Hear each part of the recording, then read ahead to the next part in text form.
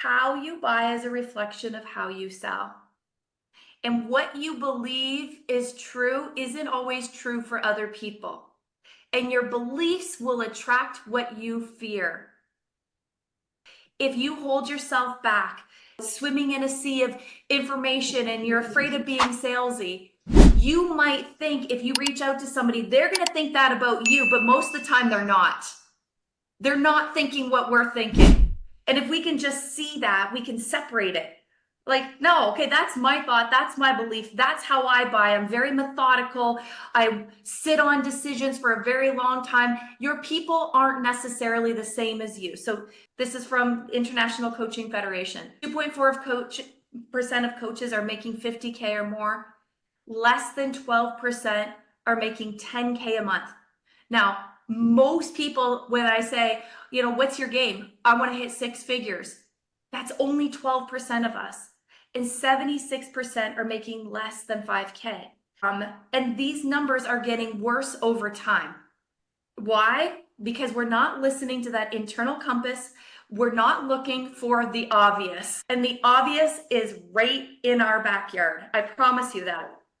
The number one reason why people don't tap into their local network: fear of rejection or fear of being seen as pushy or salesy. So many entrepreneurs worry, and I'm saying not just coaches, but entrepreneurs they worry that if they reach out to people, they will damage those relationships. They'll seem desperate or they'll seem like they're needy. But this isn't the case, and especially with people in your backyard.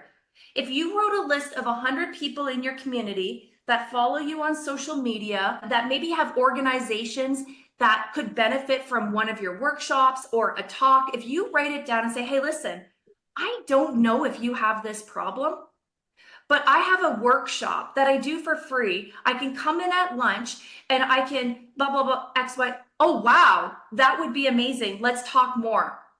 The first time you do that, it feels a little uncomfortable, but when you do it over and over again, people actually appreciate you because you're coming to them with a solution to the problem that they have.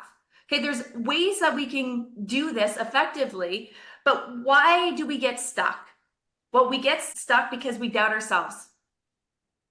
We don't see ourselves as the leaders that we are. So feeling like we need to prove ourselves, we need to have a certain level of success before we can reach out. Everybody starts with nothing. No community, no experience. Everybody starts, and there's always somebody that's willing to give us a chance where we're at. We really misunderstand sales. So we confuse authentic connections with aggressive selling tactics. We're not selling them anything, but our brain will default to, I'm selling them something. Maybe you're selling them an opportunity.